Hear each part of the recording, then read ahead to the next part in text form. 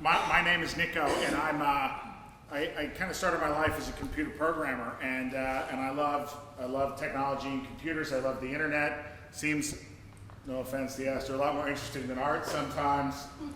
And but I thought I wanted to start by telling you a story, because I couldn't figure out exactly what to say about technology and activism and art. So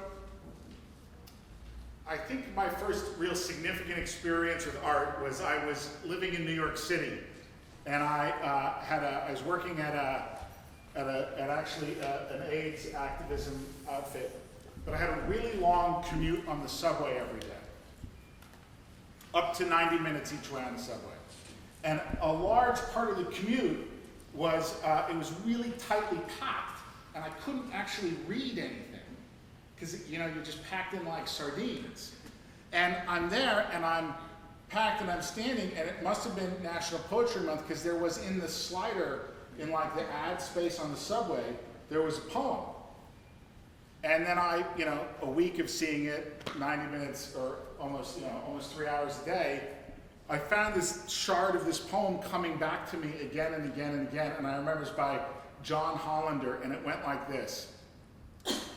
Night beside me, she turns from me towards day, cloyed with the stillness of our common clay, and twitted by the birds in the morning for not delighting in their brightened gray.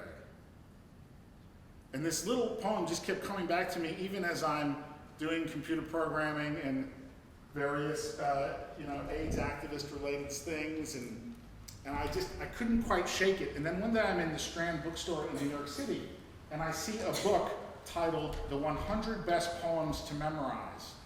And it's by the same guy, John Hollander. And so I picked it up and I read this poem, and it just really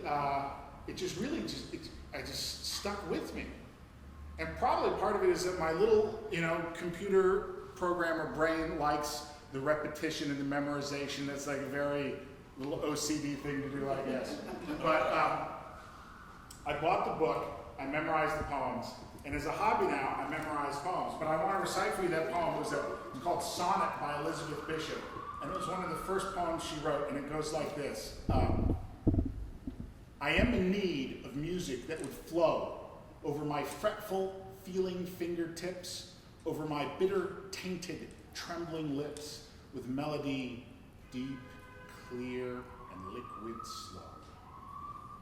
Oh, for the healing swaying old and low of some song sung to rest the tired dead, a song to fall like water on my head, and over quivering limbs dreams flushed to glow. There is a magic made by melody, a spell of rest, and a quiet breath, and cool heart that sinks through faded colors deep, through the subaqueous stillness of the sea, and floats forever in a moon-green pool, held in the arms of rhythm and of sleep.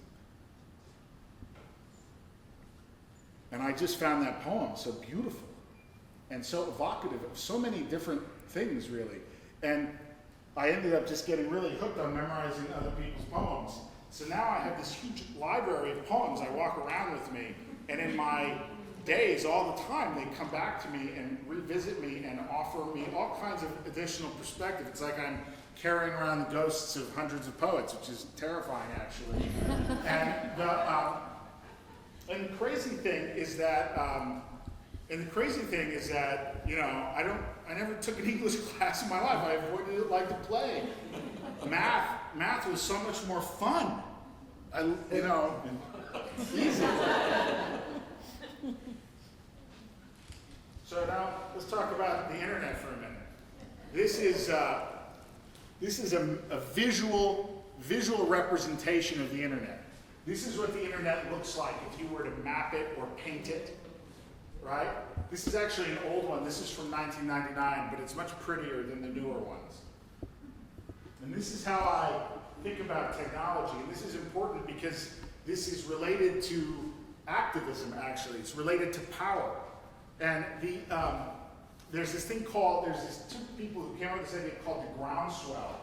And it's a way of understanding social media and what technology is doing to our lives. And they say it's a social trend where people use technology to get what they want directly from each other instead of through institutions. And I kind of, this idea that technology was a way to stick it to the man, this actually has a long precedent in nerd life and hacker culture and computer programming and open source stuff. And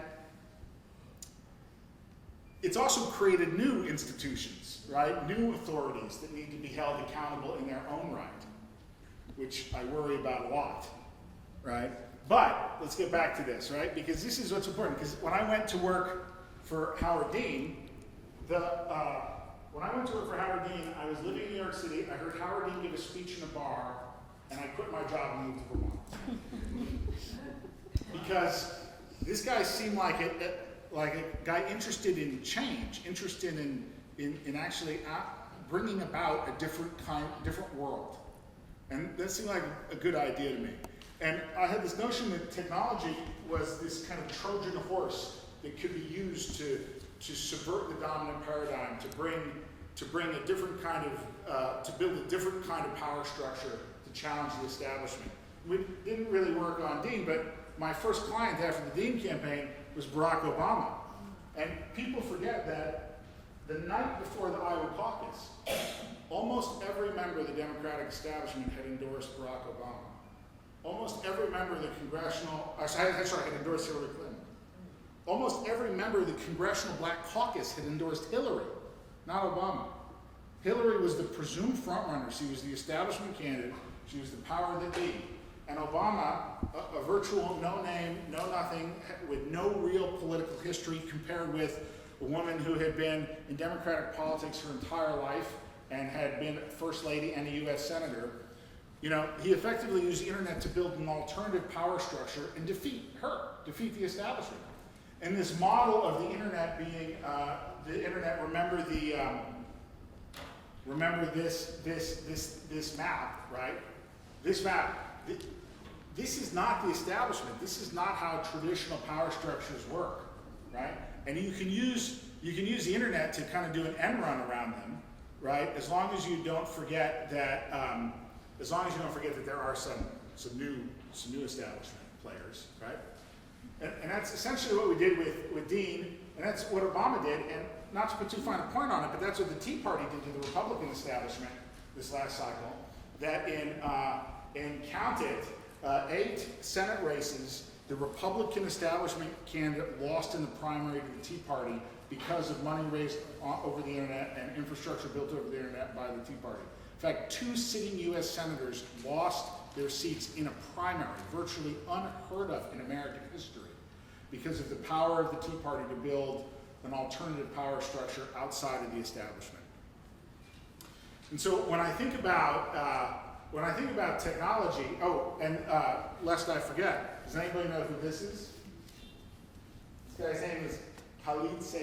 He was an Egyptian blogger who got yanked out of an internet cafe and beaten to death, which led this guy, Wali Gomed, to start a Facebook page called We Are All Khalil Said, which helped launch the Arab Spring in Egypt. And when I see what's happening in the Middle East, I see the very same thing that I feel like happened on the Dean campaign, happened on the Obama campaign, happened in the Tea Party.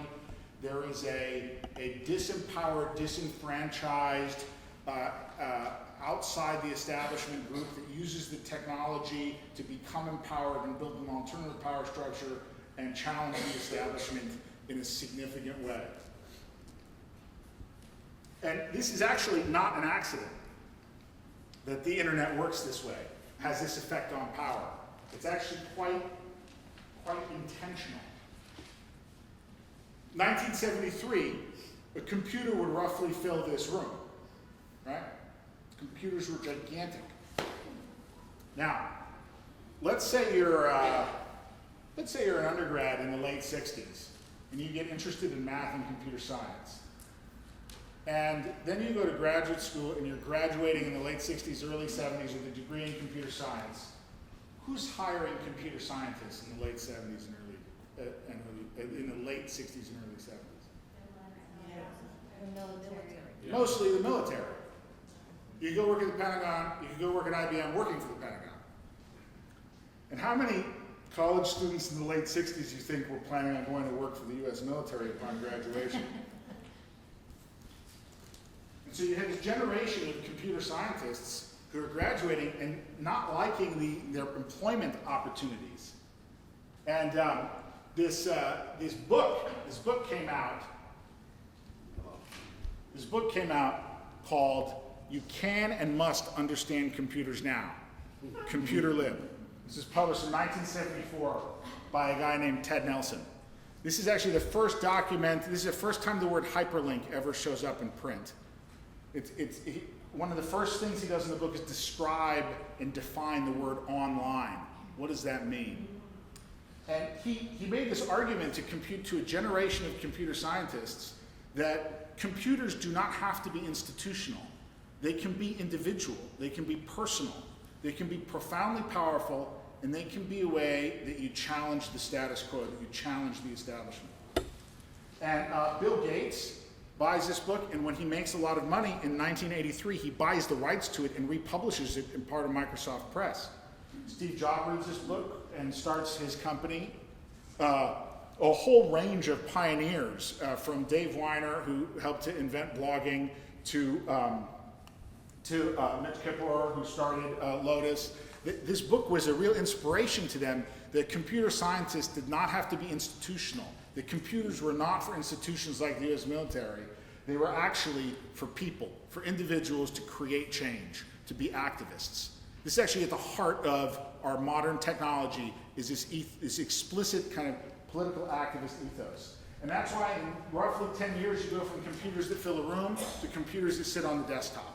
Because all of the energy of that generation of computer scientists really went into creating things for the individual, not for the institution.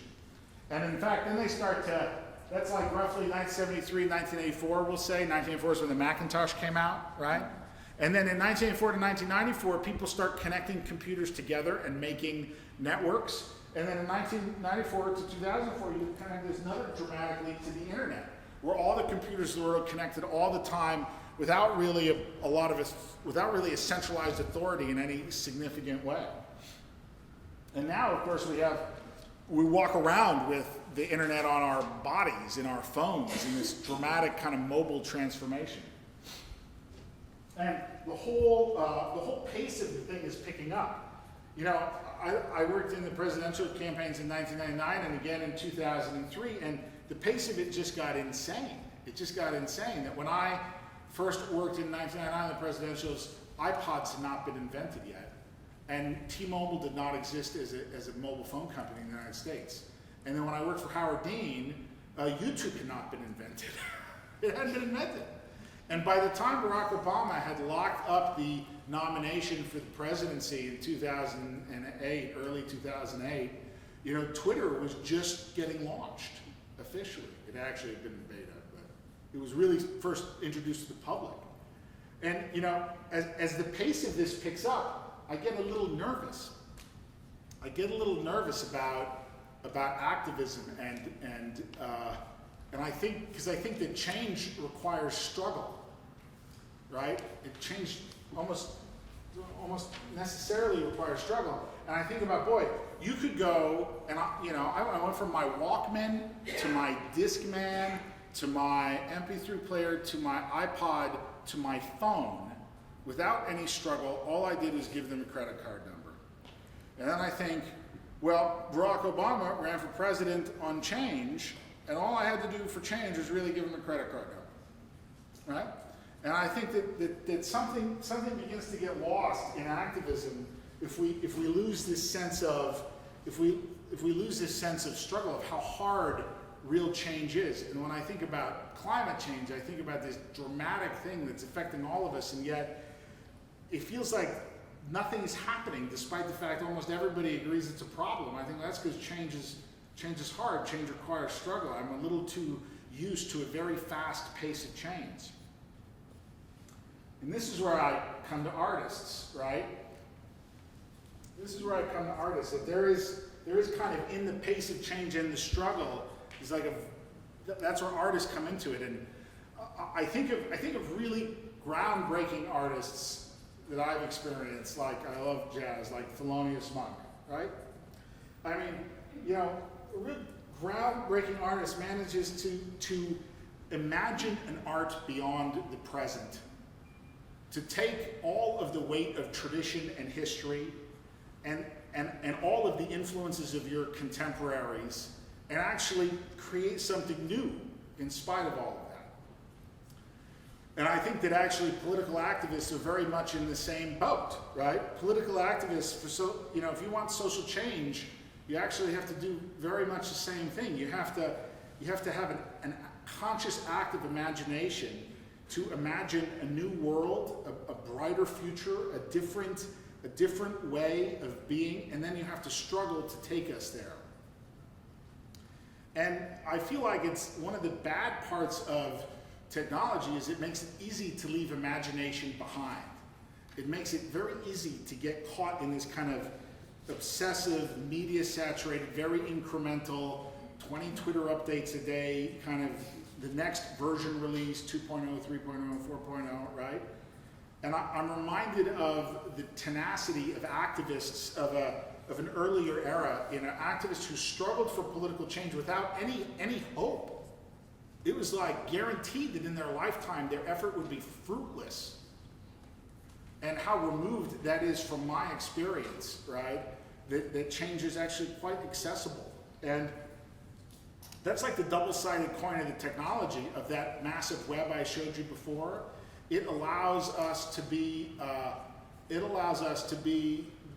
both challenge existing power structures in dramatic and intense ways, but it also, by the same token, makes it harder to imagine the struggle, the future, harder to imagine the struggle required to get there to some extent. And I am reminded, when I was in 10th grade, my geometry teacher, because I loved math, remember, my geometry teacher gave me this book by H.G. Wells, a novel, written over 100 years ago. And there's this quote in it that has remained my favorite quote since I was in 10th grade. And I'm just going to read you the first part of it. In these plethoric times, I had to look plethoric up, it means excessive. In these plethoric times, when there is too much coarse stuff for everybody, and the struggle for our lives takes the form of a competitive advertisement and the effort to fill your neighbor's eye, there is no urgent demand for personal courage, sound nerves, or stark beauty, and we find ourselves by accident. And so, this is my son Tom, my younger son. He's 6 months old, and I try and take this act of imagination to imagine the kind of world I want him to live in. And I try and imagine the struggle that is required of me to bring that world into being. And I think that is, the struggle of the artist and also the struggle of the activist. That's a place that those struggles converge. And, the technology is a means to an end in many ways. And that's all I have to say. Thank you.